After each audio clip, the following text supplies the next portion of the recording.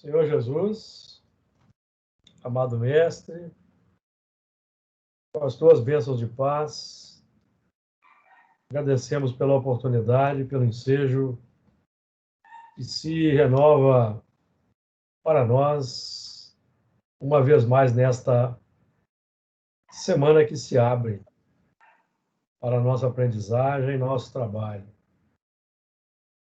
E nós, hoje, possamos, na nossa jornada, que se inicia agora às 18, o estudo do Apocalipse, possamos realizar o melhor a nosso alcance, nos posicionando espiritualmente no ambiente da Fraternidade Espírita Camilo Chaves, sob o amparo, a amizade dos nossos amigos espirituais que lá estagiam, onde temos a honra de servir e trabalhar. Que nós possamos recolher da espiritualidade amiga as melhores orientações, inspiração, amparo, intuição, para que nossos apontamentos sejam proveitosos, tanto para os trabalhos que se realizam na casa, quanto para a nossa própria evolução e progresso. Que as tuas vibrações de compaixão, misericórdia e harmonia nos envolvam a todos, hoje e sempre. Muito bem. Então, nós vamos dar sequência ao estudo do Apocalipse, hoje iniciando o capítulo 12. Capítulo 12, então, que vamos ler, os primeiros versículos. E viu-se um grande sinal no céu, uma mulher vestida do sol, tendo a lua debaixo dos seus pés, e uma coroa de 12 estrelas sobre a sua cabeça. E estava grávida e com dores de parto, e gritava, com ânsias de dar à luz.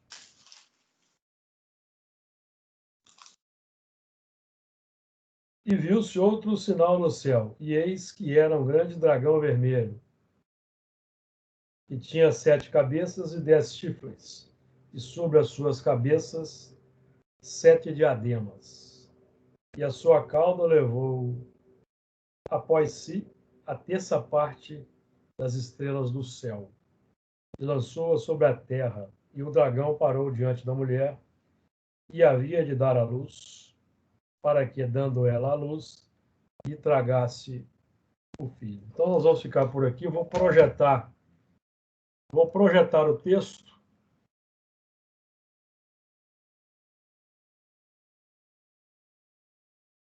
Todos estão vendo o texto?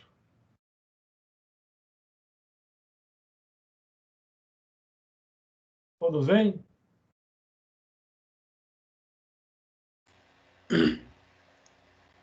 Muito bem. O capítulo 12 se inicia para nós com esse episódio significativo em que nós temos no versículo 1: E viu-se um grande sinal no céu, uma mulher vestida do sol, tendo a lua debaixo dos seus pés e uma coroa de 12 estrelas sobre a sua cabeça. E viu-se um grande sinal no céu. Então, partindo daquele ponto do mais amplo, podemos interpretar esse grande sinal no céu como sendo o ensinamento ou a vibração que é capaz de adentrar pela sintonia o nosso campo mental, como uma onda mental criadora, uma inspiração, uma orientação,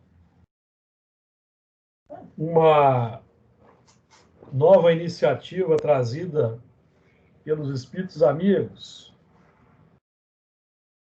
e que nós também recolhemos pelos estudos do Evangelho, da doutrina espírita, e que nos chegam aí como fonte de inspiração, fonte de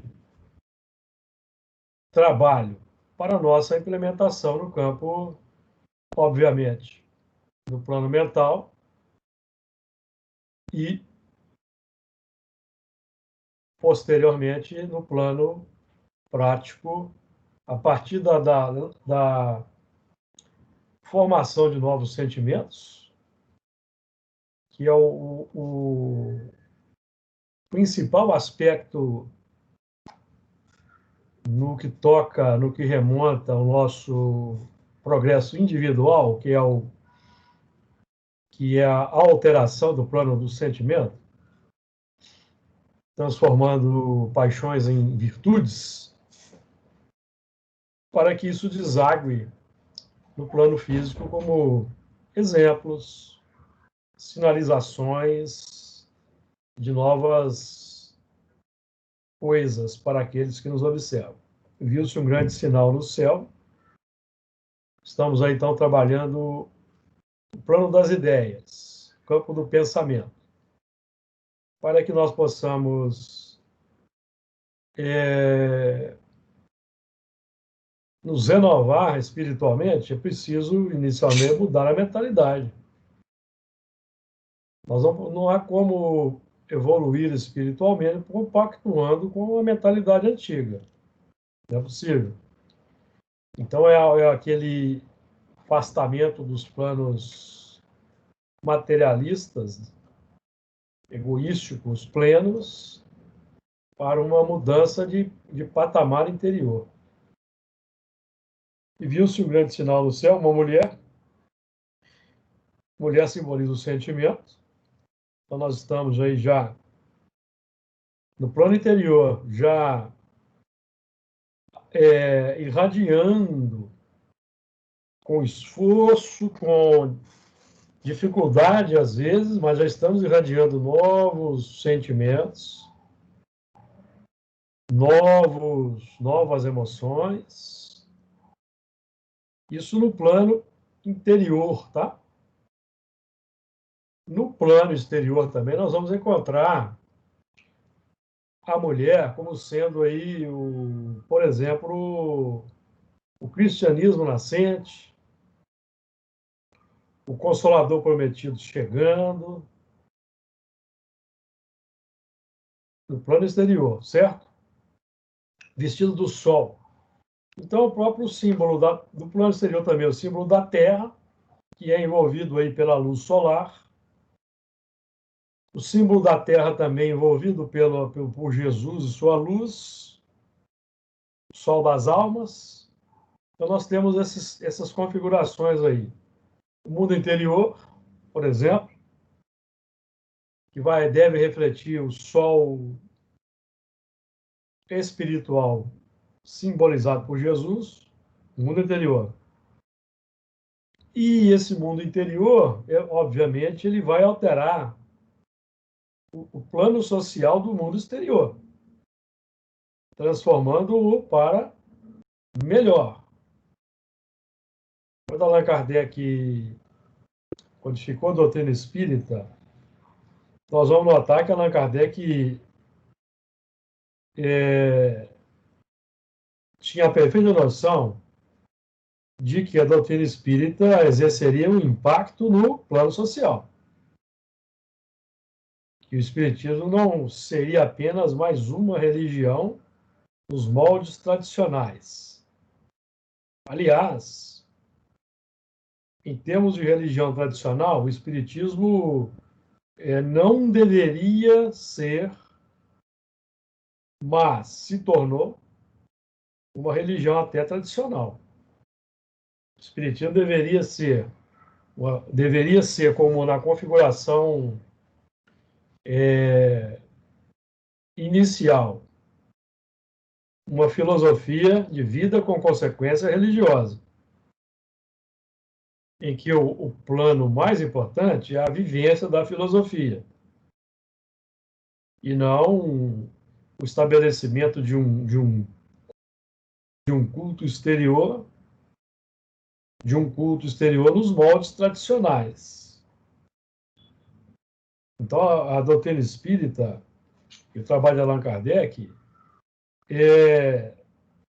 deveria ter promovido uma certa revolução social, porque Allan Kardec tinha a esperança de que até o final do século XX o mundo já estaria transformado. Esse era o seu ideal, era a sua esperança. Mas notamos que nós espíritas não conseguimos alcançar esse objetivo. O espiritismo, por exemplo, já chegou aqui no Brasil trazendo no seu bojo adulterações, dificuldades no campo do entendimento filosófico do espiritismo, e certa corrente mística foi adotada. Certa corrente mística foi adotada. Hoje essa corrente mística foi retirada do programa estabelecido no contexto da organização exterior do movimento espírita, mas, infelizmente, esse misticismo impregnou o movimento. E hoje nós estamos vivendo embates aí, quem tem acompanhado o que vem acontecendo no movimento, está notando embates, complicações surgindo, emergindo, que representa a colheita dos frutos amargos resultantes de uma negligência para com os princípios espíritas legítimos. E aqui falamos com tranquilidade, porque o espiritismo aqui foi distorcido mesmo. E a luta hoje é para nós empreendermos, restabelecermos o edifício, devolvermos a autonomia individual para as pessoas, para que o espiritismo possa retomar o seu curso definido por Allan Kardec nos primórdios, que é o propósito. Então viu-se um grande sinal no céu, uma mulher vestida do sol, tendo a lua debaixo dos seus pés.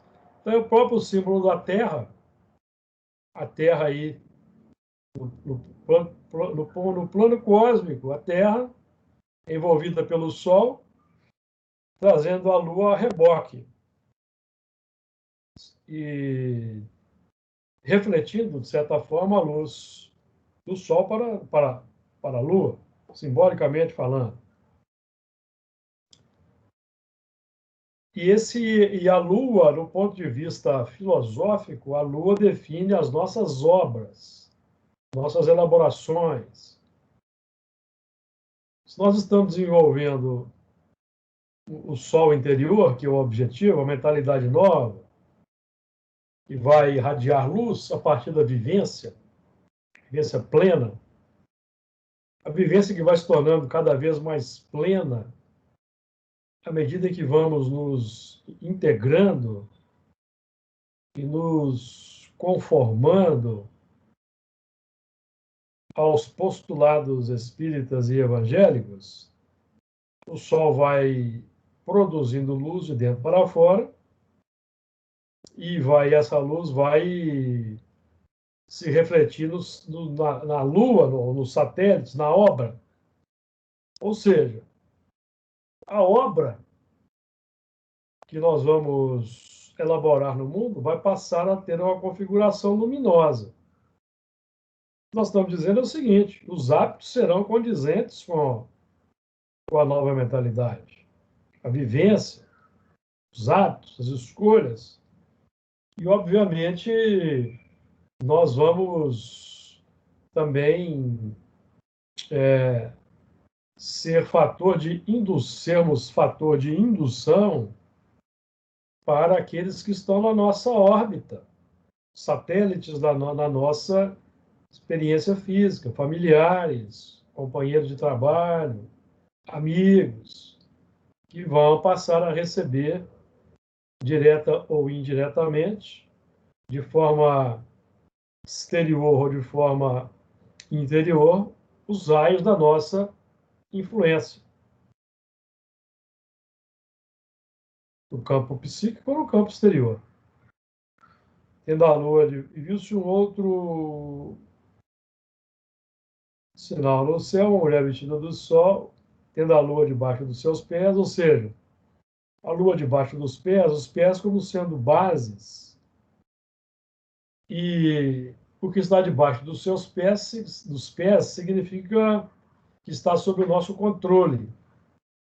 Então, definindo aí o controle do piso de manifestação, consciência plena, controle dos elementos, das irradiações, dos hábitos, das obras, porque os pés representam bases.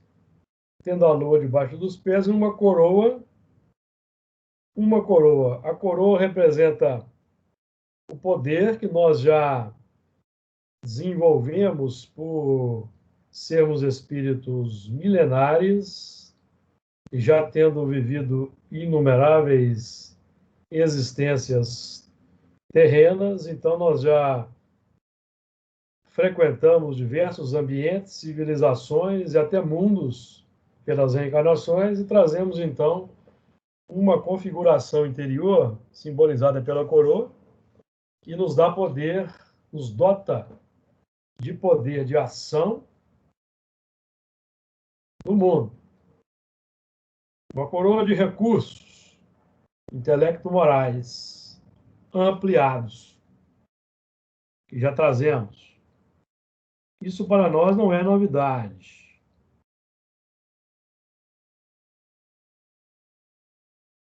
Isso para nós não é novidade, já que nós temos já informações de vidas passadas, temos tido aí testemunhos, comprovações.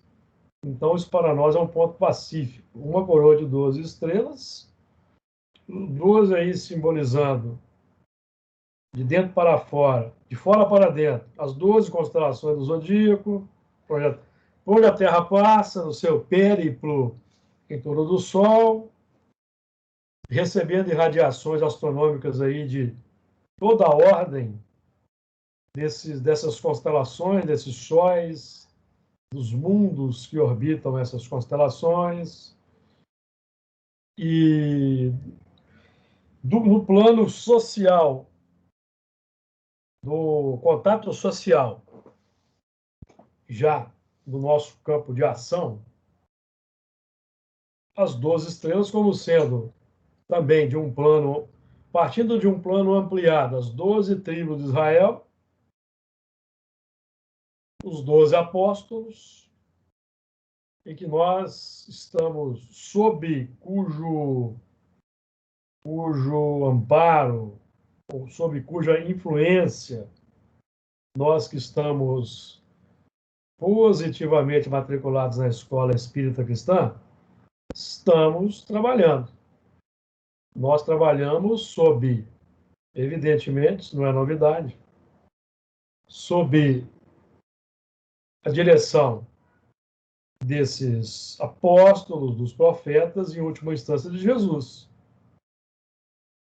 Colaborando com Jesus na multiplicação dessa linha de trabalho específico que nós chamamos de judaico-cristã, que representa aí todo um trabalho de enxertia no nosso orbe de novos valores morais mais avançados, no que toca à certeza da existência de Deus e do seu amparo, que também é objeto de nossa comprovação na seara mediúnica em que nós temos servido. 12 estrelas, em que o 12 também define, por outro lado, né? 12, o símbolo dos números, o 1 e o 2, em que o 1 define a unidade divina, o 2, a dualidade de cada um de nós a ser aplicada para formar no interior a unidade divina. Estou falando de razão e de sentimento, que representam o casal primordial na intimidade, e vão gerar o homem novo, que é aquele novo ser gerado com base na nova mentalidade, uma nova criatura, gerando no interior a unidade de propósito, ou seja, o amor pleno em função da adoção dos princípios filosóficos de cunho superior, tendo como fundamento a existência de Deus e a confiança na sua providência e previdência, confiança em Jesus, modelo e guia, tipo mais perfeito, que nos tem trazido aí os ensinamentos extraordinários para a nossa qualificação intelecto-moral. Bases superiores. Uma coroa de 12 estrelas sobre a sua cabeça. Então, definindo que nós já temos plenamente identificado no campo da consciência desperta esse plano de conhecimento. Senão, não estaríamos aqui participando de um estudo como esse nessa sala e também participando de trabalhos vibracionais de cunho mediúnico, como temos trabalhado, que define que nós já temos sobre a cabeça, pelo menos no plano do intelecto, já adotamos novas propostas de ação no campo da experiência. Pergunto se está claro aí para os amigos, se alguém tem comentários, se alguém quer acrescentar alguma coisa.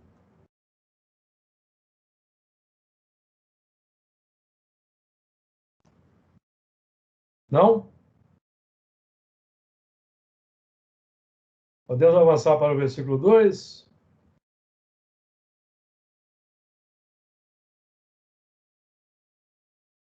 Versículo 2, avançando então.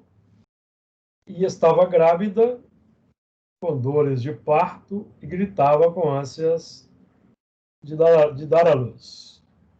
Ou seja, é o próprio símbolo de cada um de nós, nesse momento da nossa evolução, dessa etapa aferidora de nossos valores, de um final de ciclo de evolução, de um final de ciclo de mundos de expiações e provas para mundos de regeneração, já anunciado por Jesus no Evangelho de Mateus, no capítulo 19, versículo 28, que no plano da regeneração, Jesus vai se assentar no trono da sua glória.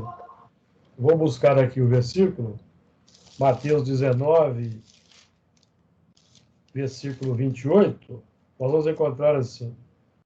E Jesus disse-lhes: em verdade vos digo, que vós que me seguistes, quando na regeneração o Filho do Homem se assentar no trono da sua glória, também vos assentareis sobre 12 tronos, para julgar as 12 tribos de Israel. Então, Jesus aí claramente nos falando do plano da regeneração, em que o trono da glória de Jesus é o nosso próprio coração, que evidentemente define a nossa adesão plena na proposta regeneradora. E nesse plano aí de trabalho, associando essas 12 estrelas também com as 12 horas de trabalho do dia, em que nós vamos aprender que somos os trabalhadores da 1ª hora, quando estudamos o assunto no Evangelho segundo o Espiritismo, no capítulo 20, no item 5, se não me falha a memória, nós vamos notar que os postos mais complexos da grande obra de regeneração pelo Espiritismo serão dados àqueles trabalhadores fiéis que não tiverem promovido a cisânia, a discórdia e a confusão na seara. Tiverem sabido calar suas discórdias, suas dissensões. E aqui nós precisamos entender um detalhe importante. Calar a discórdia e a dissensão não significa que nós vamos aceitar quaisquer conspurcações e adulterações que sejam feitas. O plano da doutrina. Não é isso que os Espíritos estão dizendo, não.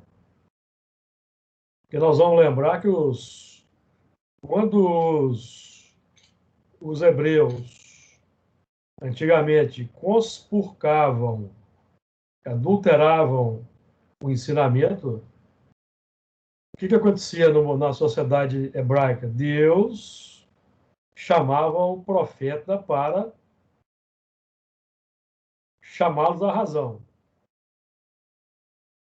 Temos, por exemplo, Jeremias, que fez esse trabalho, chamando-os ao arrependimento, chamando-os à correção, à adoção dos estatutos divinos, anunciando o que adviria para a sociedade então, se não fossem adotados, se os rumos não fossem restabelecidos.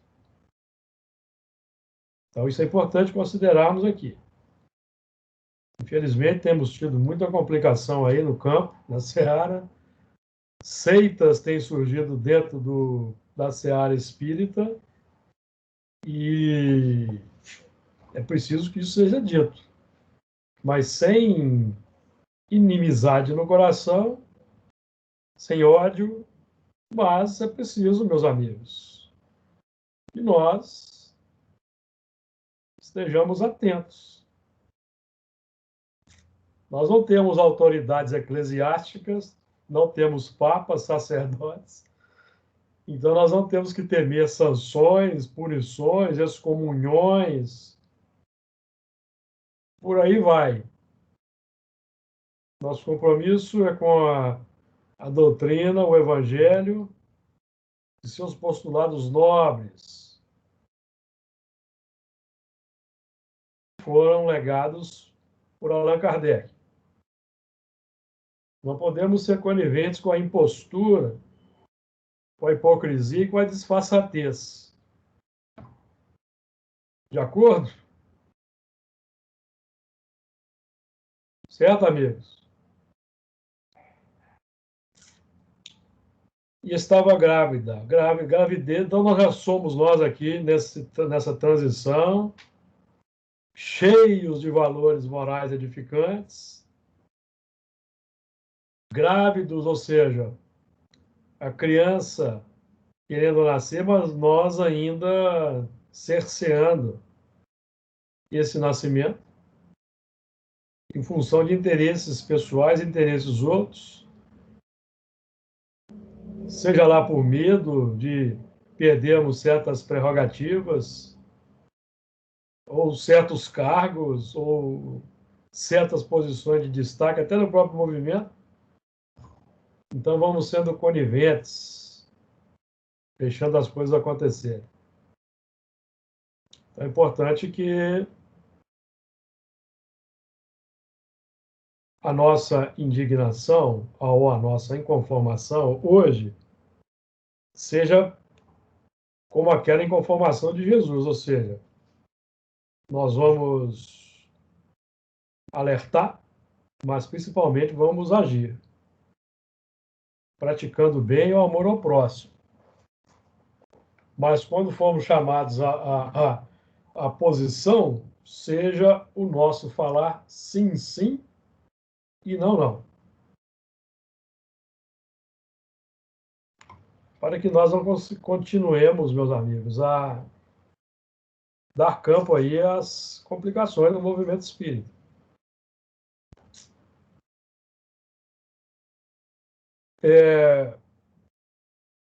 Estava grávida, então, ou seja, o filho precisa nascer.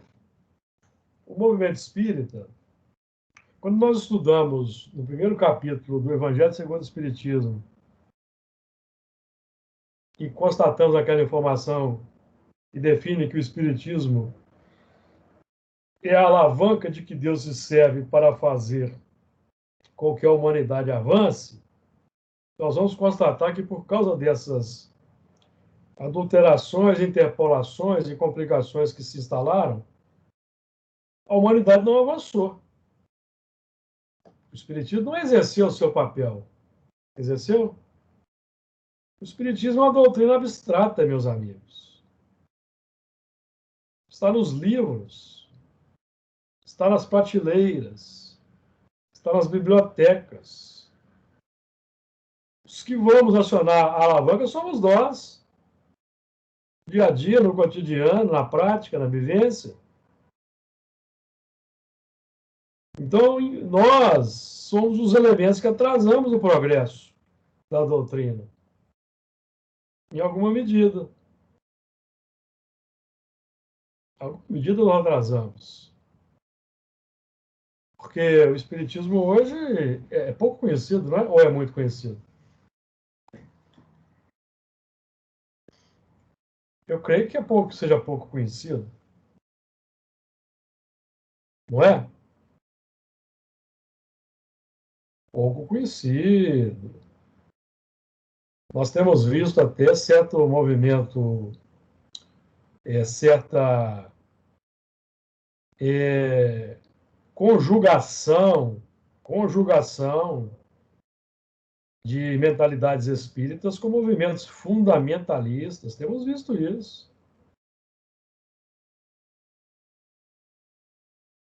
Porque aquela proposta esclarecedora, crítica, como Allan Kardec nos legou, ela foi adulterada ao longo do tempo.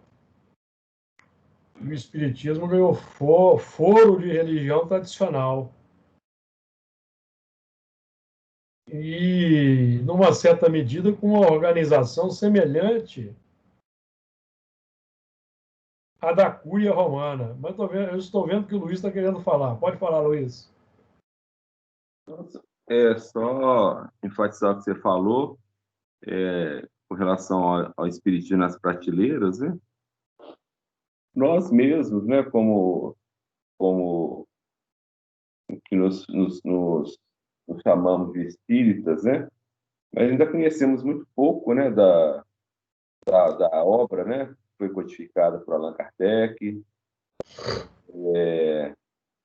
Temos dificuldade, percebo dificuldade em levar esse conhecimento para aqueles que estão chegando à casa espírita. E com relação à grávida, né, que você falou, também é trazendo para a gente, né, a dificuldade que nós temos, você colocou das ideias, dos valores edificantes, colocar esses valores, dar a luz, né, a esses valores edificantes, né, demonstrá-los no dia a dia, vencer os nossos desejos contrários a esses valores, né, para que eles se manifestem, né, à luz do dia, né, Isso. crescer. É isso mesmo. Porque nós notamos uma certa confusão na própria mentalidade espírita, do movimento espírita, de muitos espíritos, em supor, por exemplo, que o mundo da regeneração é o mundo em que em todas as frontes será lida a palavra Jesus, e não é assim. Definido por Santo Agostinho, em todas as frontes será lida a palavra amor, Uhum. não a palavra Jesus, não a palavra religião. Não existe essa confusão. A gente acha que o mundo da regeneração é um mundo religioso, dos modos tradicionais. Não. Tenho enfatizado com vocês aí, tenho dito com insistência, isso até tem texto sobre isso na Revista Espírita. Temos ateus que estão muito à nossa frente no campo moral. Ateus, nós temos uma dificuldade enorme em compreender esse tipo de coisa por causa do ranço religioso, da herança, a herança que trazemos do espírito, de termos feito parte aí das religiões antigas, do Império Romano, e depois, no Império Romano místico, participando de movimentos como a Inquisição, em que nós estivemos lá, nesses trabalhos nas existências anteriores, temos notícia disso. Então, existe uma dificuldade em fazer uma abstração, esquecemos esse componente. Nós estamos vendo aí que quem tem causado grande dificuldade no mundo são os religiosos, fundamentalistas, trazendo à tona ideias como terra plana, negacionismo da ciência, movimentos anti-vacinas. São pessoas religiosas, meus amigos. Tem trazido isso de volta. E a gente precisa dizer isso, precisa compreender, entender, porque nós não podemos repetir esse movimento. Não podemos. O espírita, Kardec definiu que o espiritismo, quando fosse a ciência desmentisse algum ponto, o espiritismo iria se modificar nesse ponto. O espiritismo caminha passo a passo com a ciência. Passo a passo com a ciência. Importante nós, e no nosso caso individual, a ciência que nós temos que adotar no nosso dia a dia é a ciência da aplicação prática, da experimentação prática do postulado espírita. A vivência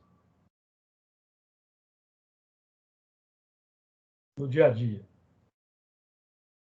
E essa é a nossa ciência experimental no dia a dia. Nós temos tido, nós temos tido a oportunidade de obter, por meio da experimentação mediúnica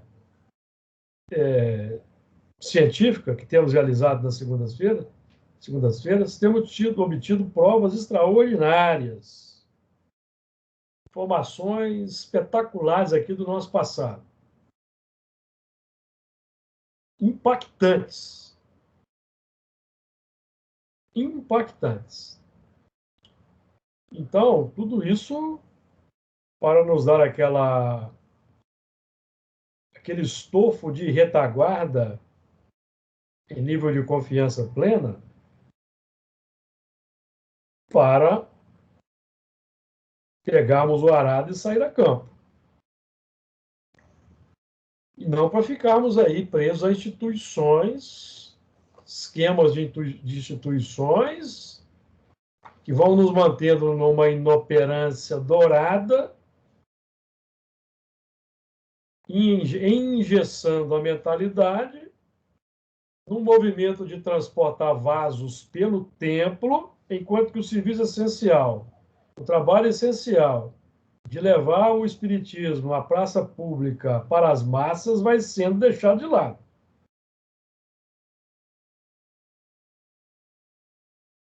Esse tipo de movimento tem acontecido. Aí no plano exterior do nosso movimento. O essencial, que é o filho do Calvário, que deve ser o foco, é negligenciado. E Kardec deu para nós o tom no trabalho. Questão 685A, nos seus comentários, que eu vou me permitir aqui repetir, vai dizer assim, ó, quando se pensa na grande quantidade de indivíduos que todos os dias são lançados na torrente da população, sem princípios, sem freio e entregues a seus próprios instintos, serão de admirar as consequências desastrosas que daí resultam? Ou seja, Kardec aqui está chamando a atenção, meus amigos, de nós espíritas, para esse grande contingente de irmãos nossos aí, que tem reencarnado no nosso meio, clamando por valores de educação moral. Clamando, a sociedade clama. Mas o movimento espírita, meus amigos, infelizmente se encerrou aí num tempo dourado,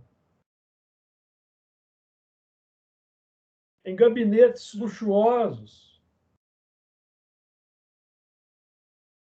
em ambientes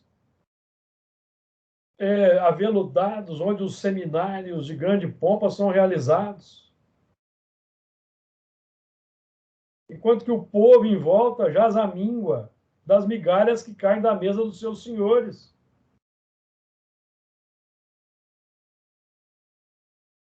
Então é isso que nós temos visto, nós estamos vendo é isso, temos constatado. É como se nós víssemos até Allan Kardec na nossa tela mental,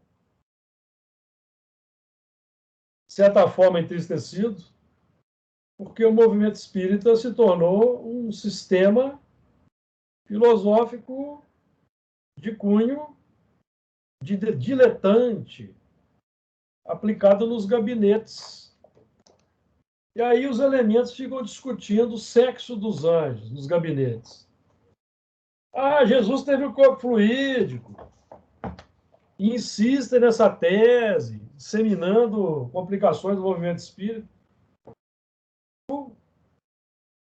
Carece de educação, de valores nobres. Então é um momento grave, meus amigos. Um momento grave. Muita preocupação periférica no movimento. Muita preocupação periférica. Preocupação de cunho superficial. E pouca ação para ajudar esse povo. Mas nós estamos grávidos. Os valores estão aí querendo sair para fora. Mas nós ainda estamos como Lázaro. Ainda estamos como Lázaro. O corpo apodrecendo dentro dos panos, mas sem coragem de sair para fora. E a mulher estava grávida, que estava com essa de dar à luz, que simboliza aí os gritos do homem velho na intimidade. Então, o nosso campo de trabalho é nesse campo aí da sociedade aí, ó. No dia a dia, vivendo de forma experimental o evangelho, no contato social, em que nós vamos aí como primeiro ponto importante, básico perante esses irmãos aí, Kardec aponta como campo de trabalho para os espíritas, primeiro ponto importante é a misericórdia e a compaixão. Porque quantos não são atirados aí na delinquência por causa do descaso de seus irmãos mais bem aquinhoados? É um ponto para nós pensarmos. Tá claro aí, pessoal, meus amigos? Alguém mais quer trazer, contribuir aí para o nosso entendimento?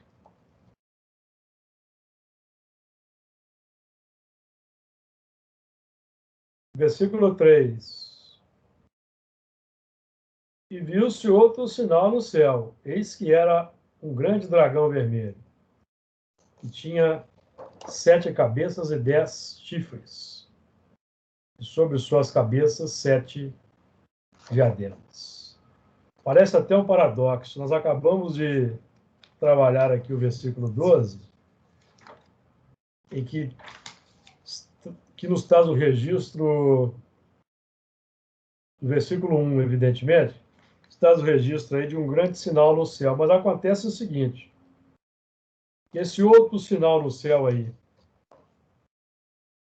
de configuração complexa, ele só é visto, meus amigos, quando o sinal do Evangelho e da doutrina entra.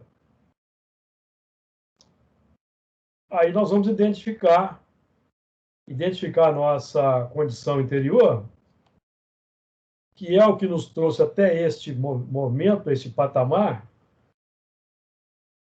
e vamos trabalhar então com as ferramentas que já trazemos desenvolvidas ao longo da evolução, para modificar o que precisa ser modificado. Certo? O objetivo da doutrina espírita do Evangelho não é abrir a nossa consciência para nos julgar na depressão do abismo, para nos julgar na culpa, no remorso. Não. Porque esse símbolo do dragão, que é a antiga serpente, tem um substrato positivo na sua base. Lógico que o símbolo do dragão define que houve um crescimento complicado. Um crescimento complicado, definindo as próprias paixões que nós acrescentamos como aqueles abusos aos instintos primários. Deixamos crescer, e isso hoje está aí no plano social, bem visível, bem demonstrado, para que o mundo possa avançar. O mundo possa avançar, identificar o que é complexo. Isso não queremos mais. Nós não queremos mais destruição ambiental. Nós não queremos mais depredação ambiental. Nós não queremos mais armas de fogo. Nós não queremos mais liberação de armas de fogo. Nós não queremos mais cultivo de drogas. Nós não queremos mais o sistema do capitalismo selvagem, destruidor. Não queremos mais.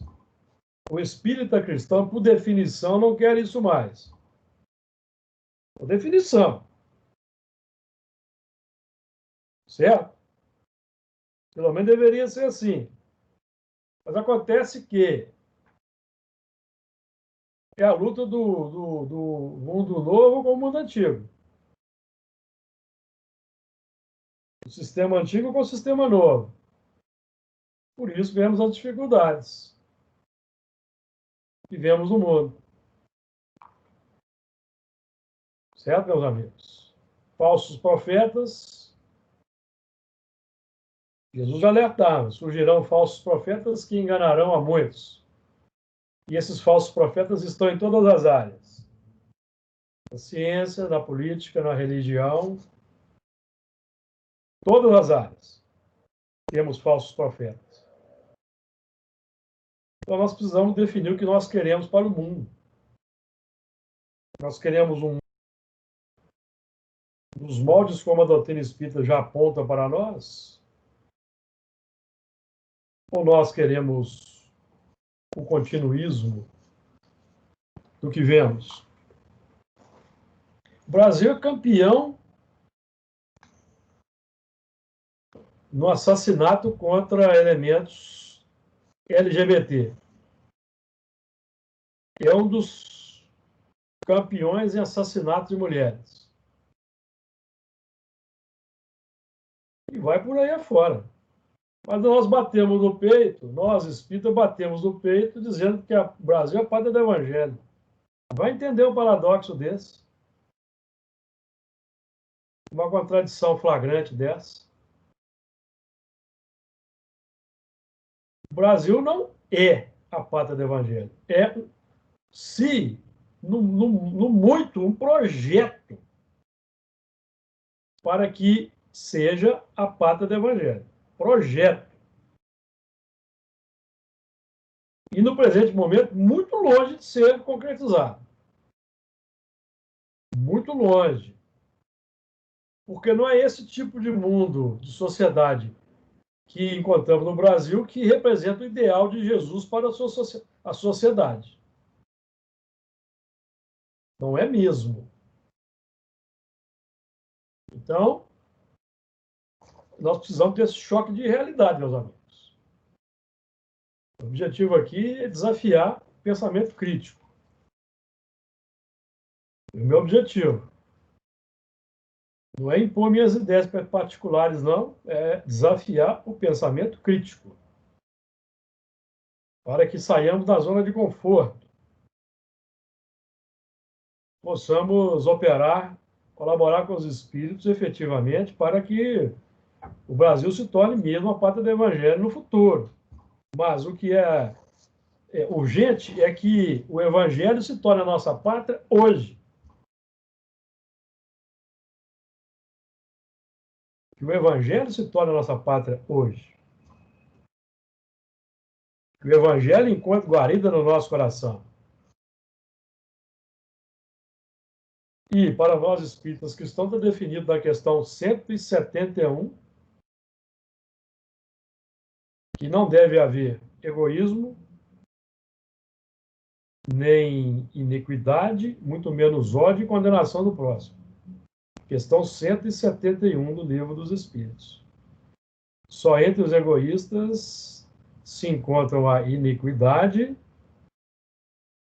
o ódio implacável e a condenação do próximo. Os castigos sem remissão, que significa a condenação do próximo. Então, nós, espíritas cristãos, por definição filosófica básica,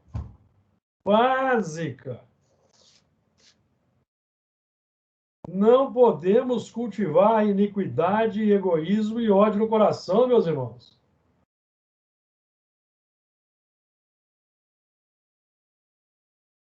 Isso é básico para nós. Por quê? Por que eu estou dizendo isso? Quando a gente estuda as características do mundo de regeneração, Santo Agostinho define uma das principais características do mundo de regeneração.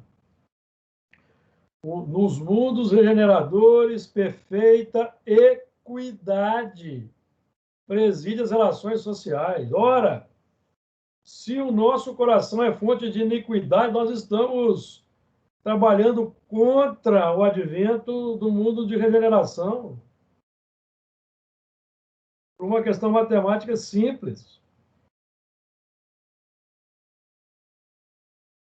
Equidade é tratamento igual. Nós estudamos no Livro dos Espíritos sobre a lei de igualdade. Nós, alto e bom som, proclamamos nas palestras, nos estudos, que somos iguais porque somos criados simples e ignorantes, mas nós cultivamos a iniquidade no dia a dia.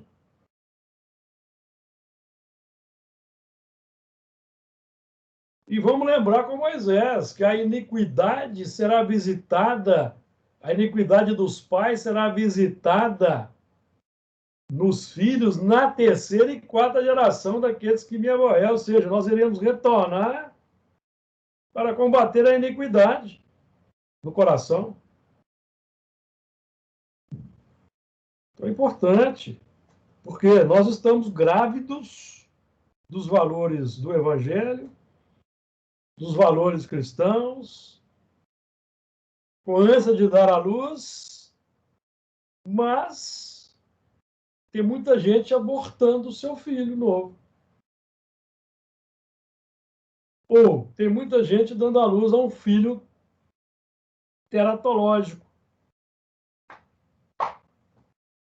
Para usar as palavras do nosso irmão Honório Onofre de Abreu, que é a fonte dos nossos estudos modestos aqui. Lembrando que os nossos estudos, evidentemente, não têm a pretensão de repetir o trabalho do nosso irmão Honório Onofre de Abreu, mas nós buscamos aqueles pontos que fomos capazes de compreender e trazer aqui para compartilhamento, tá, meus amigos? Então, qual é o filho que está no nosso ventre, o parto já sendo vislumbrado, já estamos tendo contrações, mas qual é o filho que vai nascer, meus amigos? É o herdeiro do homem velho, feito à imagem e semelhança do antigo pai, com letra minúscula? É o fruto teratológico ainda, aquele misto do novo com o velho, em que se olha para ele não sabe definir qual é o estado? Ou será que já é o homem novo, o homem do mundo de regeneração, que vai acelerar, tomar a alavanca que o Espiritismo representa e vai acelerar o advento do mundo novo? E Jesus nos abençoe.